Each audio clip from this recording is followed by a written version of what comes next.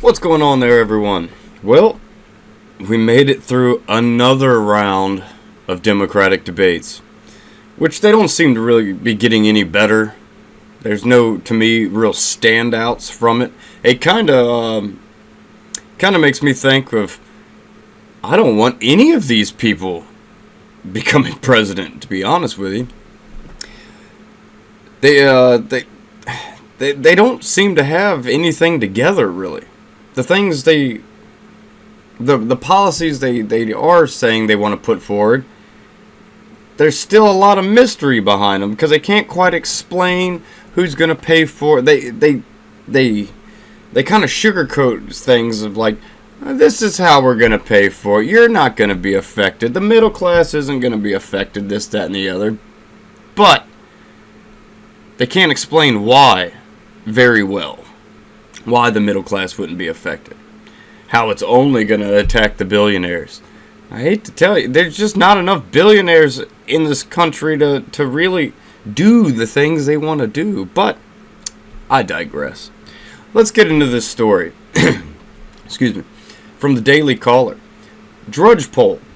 Here's who won the fourth round of Democratic debates. I have some pushback for this. Presidential candidate Tulsi Gabbard won the fourth round of Democratic debates Tuesday night, according to a poll by Drudge Report. The poll crowned Gabbard the winner of the debate, with about twice as many votes as the second-place candidate, businessman Andrew Yang, at the time of the debate ended. Gabbard got 40.16% of the votes, and Yang received 20.49% when the debate ended. She started off the debate by separating herself from the field of 12 candidates during opening statements, which were framed around the impeachment inquiry into Donald Trump. While many of the candidates expressed strong approval for impeachment, Gabbard took a different approach and said impeachment will only further divide a terribly divided country. Well, Tulsi, I'm going to have to call you out a little bit on that one. Just last week, I believe it was last week, could have been the week before, but I believe it was just last week, she came out in favor of impeachment inquiries. So,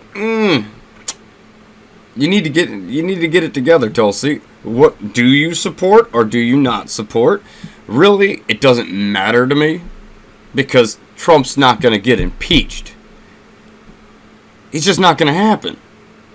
This is the whole impeachment thing. I haven't been talking about it because it's ridiculous. I haven't been talking mainly about the Ukraine thing.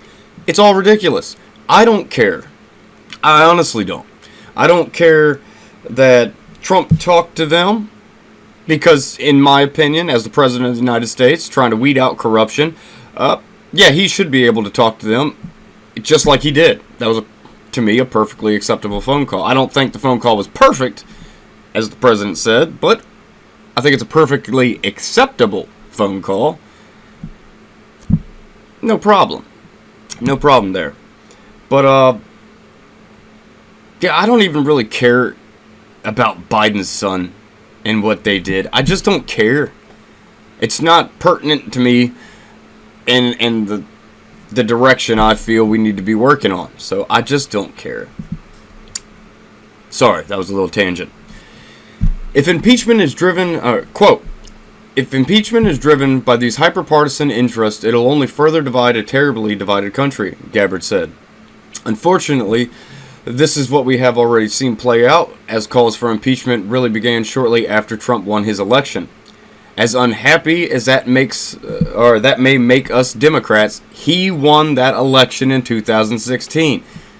Thank you, Tulsi. I appreciate it.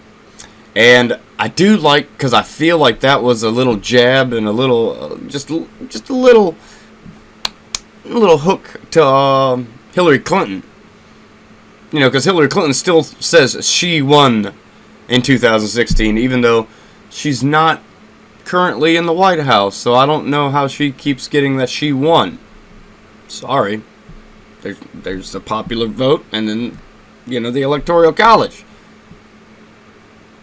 You lost the Electoral College, therefore you lost the election. Sorry.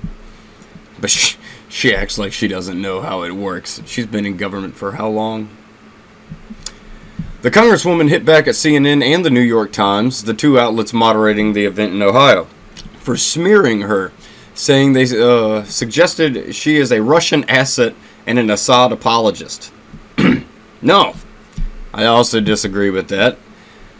Sure, at the time she talked to Assad, it probably wasn't visually the best thing, but she's being diplomatic and stuff. I'm cool with that. I love when the president talks to Kim Jong-un and all that. I like when he talks to Xi Jinping from China, who is also an authoritarian dictator and pretty evil person, even though he looks like Winnie the Pooh. And he really does look like Winnie the Pooh. Thanks, South Park, for putting that in my mind, because now I can't get it out. But yeah, so, no, I like when our leaders, our government leaders and whatnot, do that. That's what we should be doing, you know? And I like Tulsi Gabbard because she's also anti-war, which I am also anti-war. I think we should all be anti-war.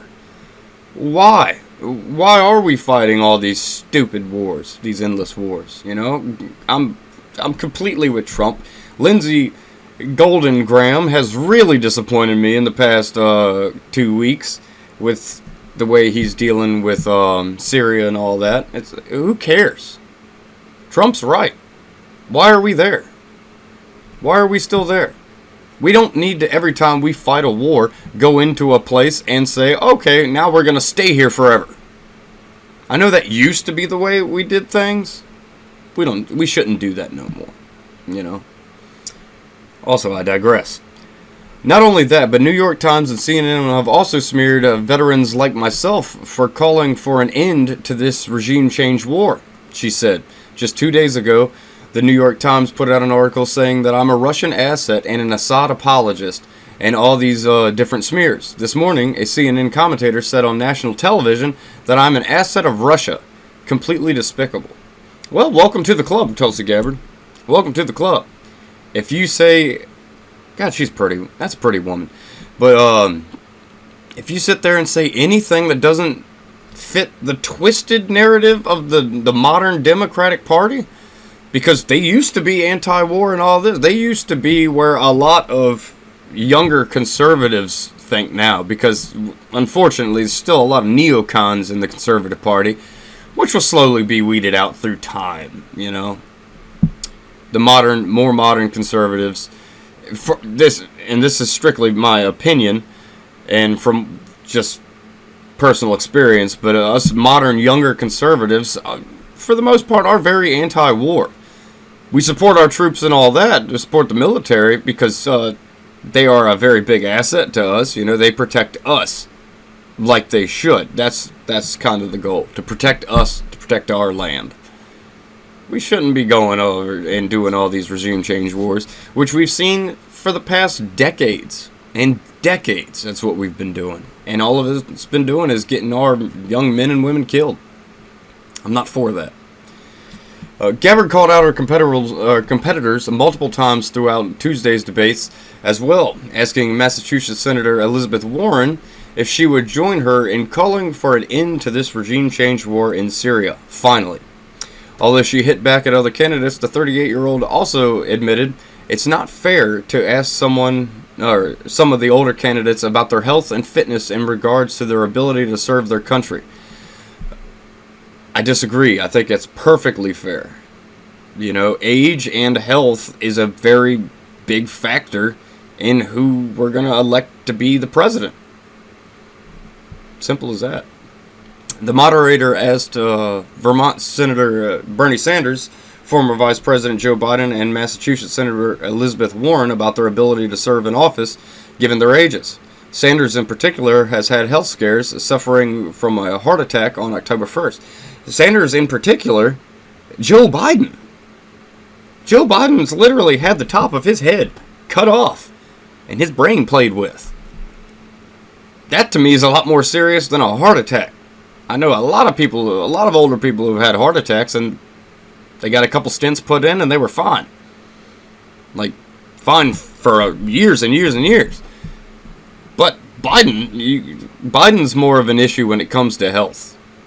He's much, in my opinion. I'm grateful to have been trained very well by the Army and to do my best to stay in shape. But here's the real question I believe you should be asking. Who is fit to serve as our commander-in-chief? Gabbard asked, hitting back at the moderators again. This is the most important responsibility that the president has. Towards the end of Tuesday's debate, Gabbard called for Americans to stand united regardless of any differences, which is an awesome message and one that needs to be heeded. Very much so. When I look at our country, I don't see deplorables, I see fellow Americans, she said. And well said it was. But yeah, I still don't think, I'm going to have to disagree with the article saying that she was the front runner of this debate, because I disagree. We see who CNN and everybody was trying to prop up, which was, of course, Elizabeth Warren. She got the most talking time. All this, they softballed her fairly decently. I mean, they did ask a couple hardball questions, but I think the fellow candidates asked even harder questions of Elizabeth Warren. But I know this isn't going to be popular, but I think the biggest standout to me was Klobuchar. She made some pretty good points, and she went after people, and was calling them on their positions and everything, and it actually stuck out to me a little bit. I was like, wow, okay. Because Klobuchar's been very quiet, she's had one of the very, much so smaller campaigns compared to some of the others. But I was actually shocked, not saying that in any way I like or endorse or anything like that Amy Klobuchar. I think she's a very odd woman, to say the least. I still can't get over the fact that she ate a salad with a dirty hair comb. That bothers the crap out of me for some reason. But, I wouldn't have done that. But I would say Amy Klobuchar and Pete Buttigieg had a very good night. Out of all of them, I'll put Tulsi as a third in there. But I can see Pete Buttigieg getting more of a moderate vote. He's very well spoken. He's articulate. He's fairly calm. He actually seems presidential. In the term of, oh, that's presidential, or it's a BS term when you really think about it, because what is presidential? Presidential can be anything. I think Trump's presidential because he fights for what he believes is good for our nation. I know he may not talk well, and he tweets some things that people may consider as abhorrent, but I don't care about that, because actions speak louder than words, in my opinion. But, like I said, in the beginning, I disagree with Tulsi Gabbard winning that debate. I would have actually said that Klobuchar stood out more than anybody else, in my opinion. But I still like Tulsi Gabbard. As a Democrat, I would like her more than any of the other Democrats, because she seems to have a better head on her shoulders. She seems to understand that we are for no particular reason other than some people voted for Donald Trump in 2016. We're a very divided country, which makes no sense. And I'm not going to blame Trump for that. I'm not going to blame the Democrats for that. I'm going to blame the American people themselves for that. There's no reason for us to be divided. It's ridiculous that we are so divided nowadays. We're Americans. Love it or leave it, man. I mean, I don't know what to say. I don't know what to say. But I'd love to hear your comments. And as always, like, share, and subscribe. I will catch you all on the flip side.